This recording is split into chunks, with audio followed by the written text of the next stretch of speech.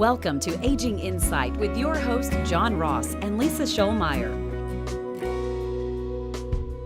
This program is made possible by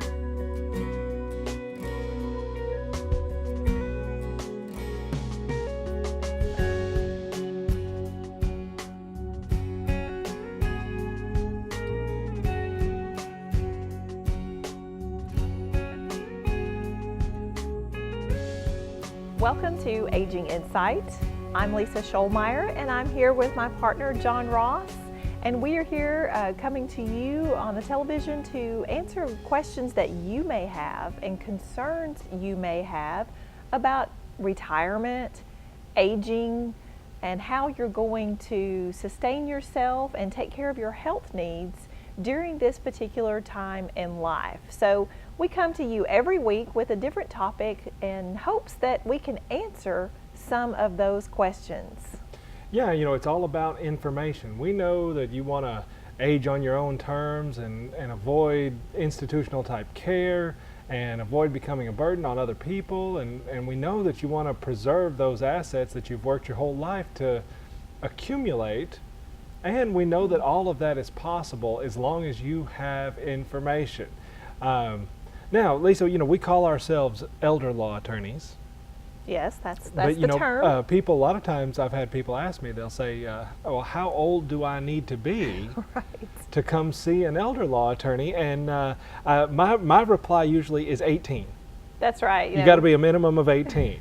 And I guess the point is because it's not, there's never a time where it's too early to have plans, because whether you're talking about somebody who's 85 years old and has a diagnosis of Alzheimer's, or you compare that to, say, an 18-year-old that has had a head injury, their needs are going to be very similar, and the issues that they have are very similar. So it's not an age thing.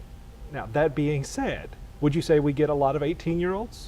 Yeah, not too many 18-year-olds are too worried about this stuff, no. In fact, I would say most people probably start coming around and talking to us about retirement age. That's right. Late 50s, early 60s. That's, maybe it's just because people think that they're immortal, but invincible before then. Well, these topic areas of aging and retirement, the good parts about retirement, of having plenty of time to fish and spend with our friends and travel, people want to think about those things, but they don't usually like to spend a lot of time thinking about some of the mundane or less pleasant things about retirement. So, but usually once someone's right there, they'll come and visit. Yeah, and of course, this is this retirement time frame, whenever that happens to fall, that's probably the biggest change in the life structure of that person, since for most people, for about the time you graduate high school or college, somewhere around in there, you're working.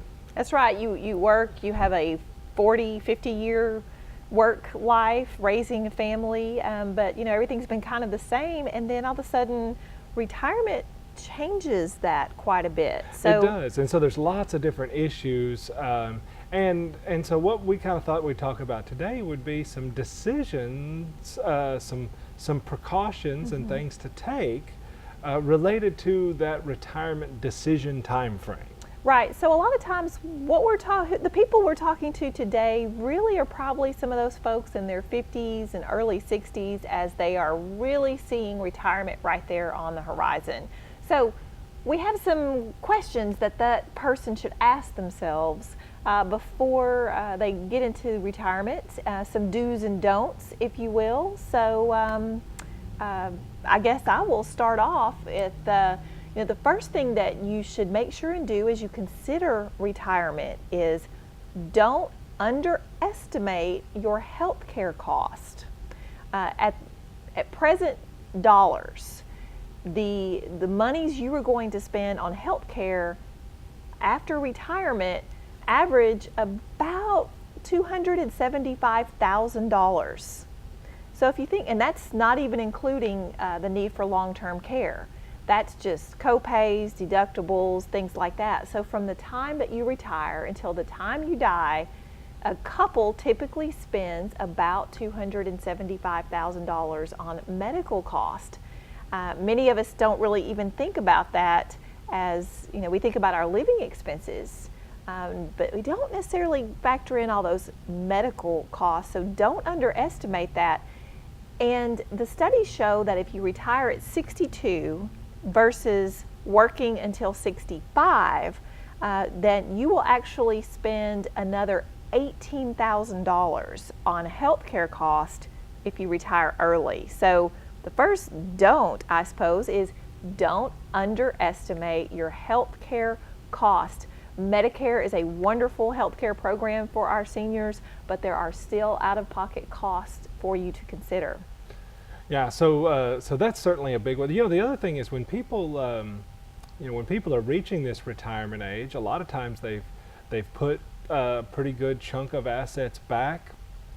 Well, we get to a situation where here's this person who has been saving for the last 40 years possibly, and they've got IRAs, or maybe they're going to retire and they're going to roll over that company 401k into their IRA retirement account, but they've accumulated some of these assets.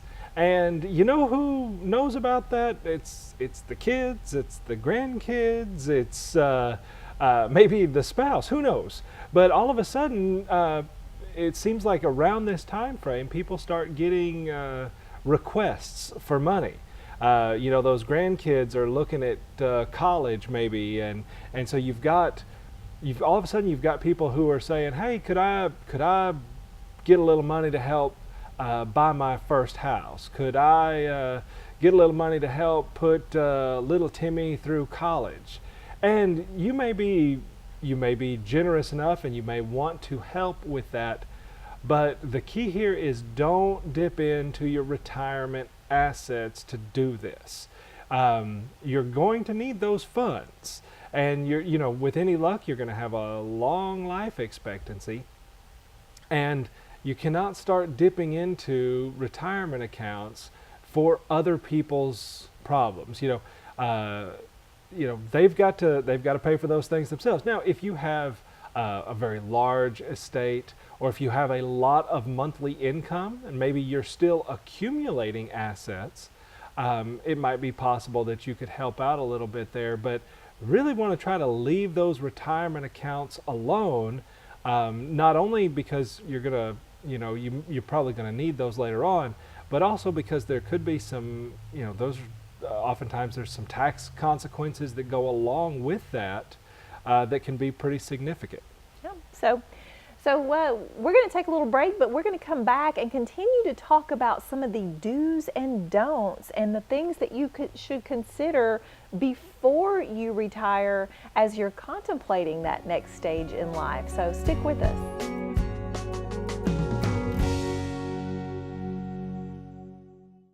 Hi there, I'm Larry Sims. It's been my privilege for the past several years to be a volunteer board member of Hospice of Texarkana, and there I'm able to represent community members like you.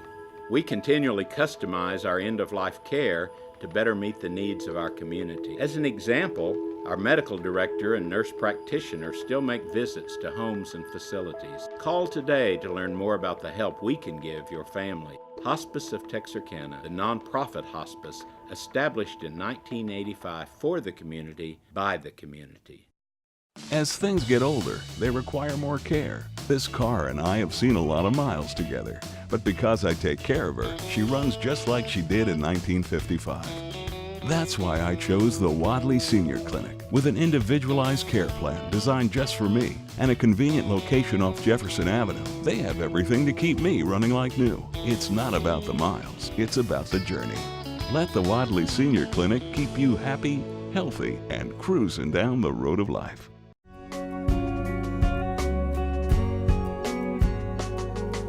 Welcome back to Aging Insight, everybody. I'm John Ross here with Lisa Scholmeyer, and you're watching Aging Insight, where today we are talking about some things to consider as you're coming into that retirement age, maybe some do's and some don'ts along the way. That's kind of our topic today. And we've already talked about a couple of, don't underestimate how much money you're going to need to pay for health care. Health care is a big cost in the neighborhood of, $250,000 to $300,000 throughout your retirement years that a lot of people never budget for. They budgeted for their living expenses.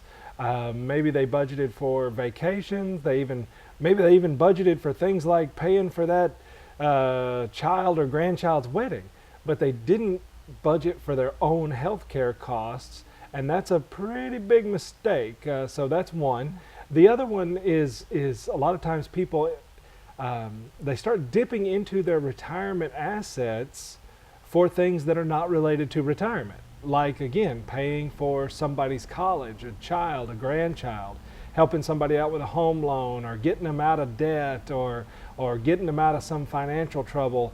Your retirement assets are your life savings. That's what you've got to hold on to. You put those assets back for yourself. And despite your willingness to be generous, you got to be careful because, again, people don't want to become a burden on their friends and family. They don't want to they don't want to go broke in the process.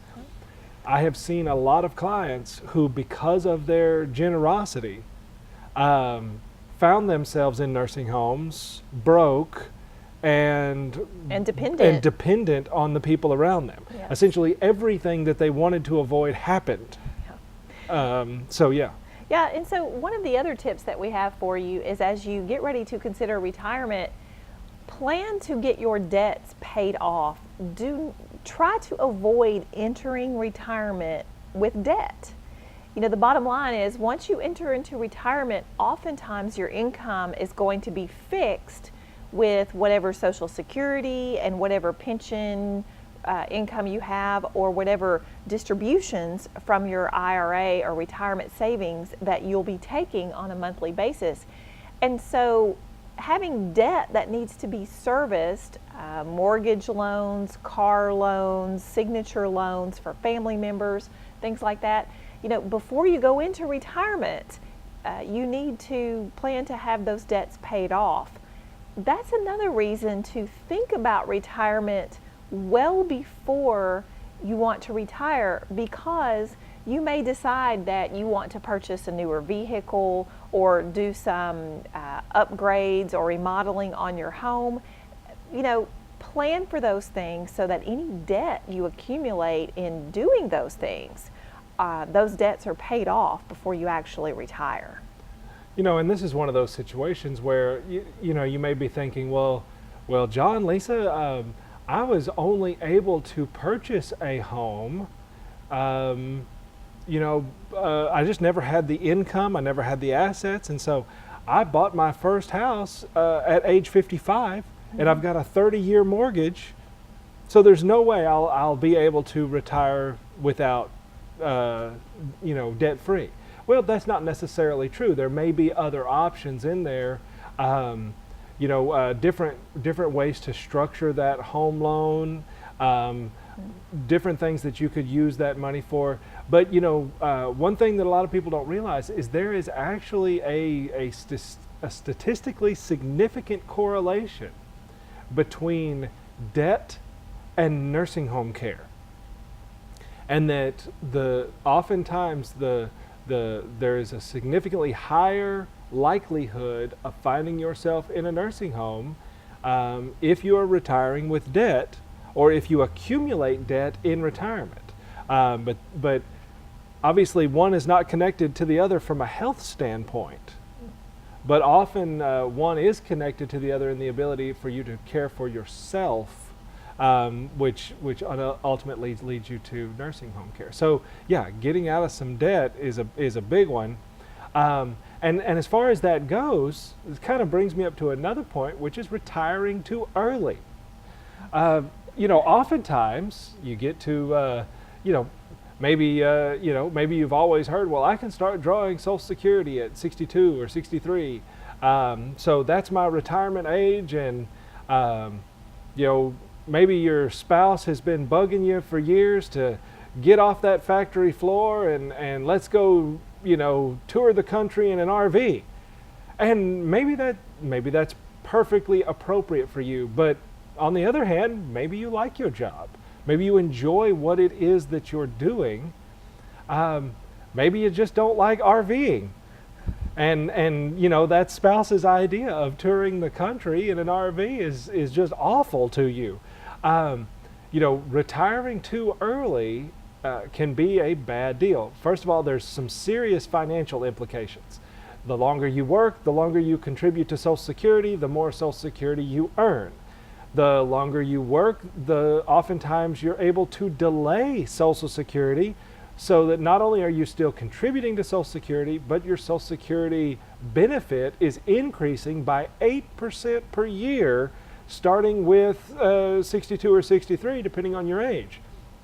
So there's all of that. You're still able to continue contributing to IRAs and 401ks, but there's some non-financial reasons there as well.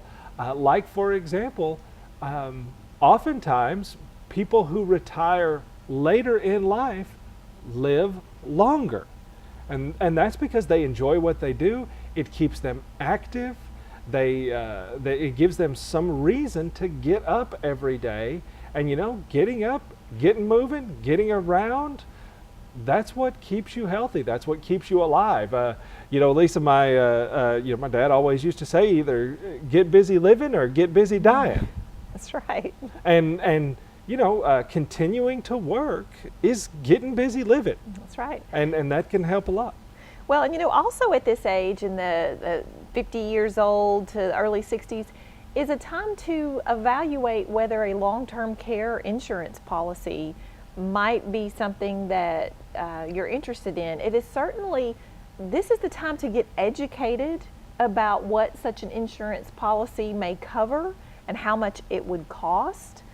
You know, many times when I am visiting with clients who are really at that point that, you know, they're needing those long-term care services, you know, of course, you know how insurance is. You can't get a policy at the point in time that you need it. So it is something you need to think about typically a little before retirement for a lot of reasons. One is your health is usually good enough to actually get the policy.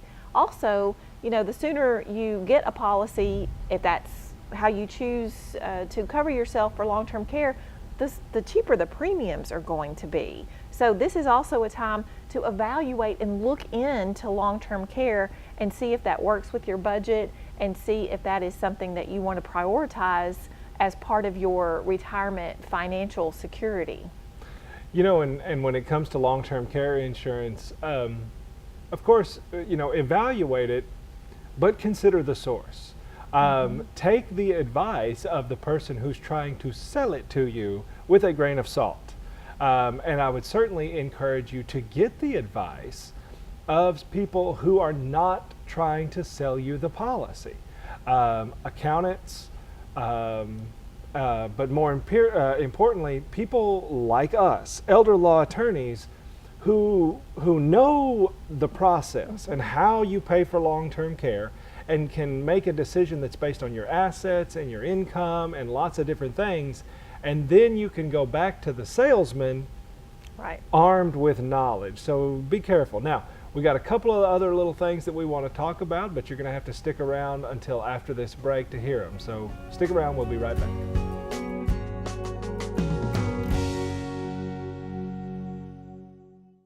As things get older, they require more care. This car and I have seen a lot of miles together, but because I take care of her, she runs just like she did in 1955. That's why I chose the Wadley Senior Clinic, with an individualized care plan designed just for me and a convenient location off Jefferson Avenue. They have everything to keep me running like new. It's not about the miles, it's about the journey. Let the Wadley Senior Clinic keep you happy, healthy, and cruising down the road of life. Hi there, I'm Larry Sims. It's been my privilege for the past several years to be a volunteer board member of Hospice of Texarkana, and there I'm able to represent community members like you. We continually customize our end-of-life care to better meet the needs of our community. As an example, our medical director and nurse practitioner still make visits to homes and facilities. Call today to learn more about the help we can give your family. Hospice of Texarkana, the nonprofit hospice established in 1985 for the community by the community.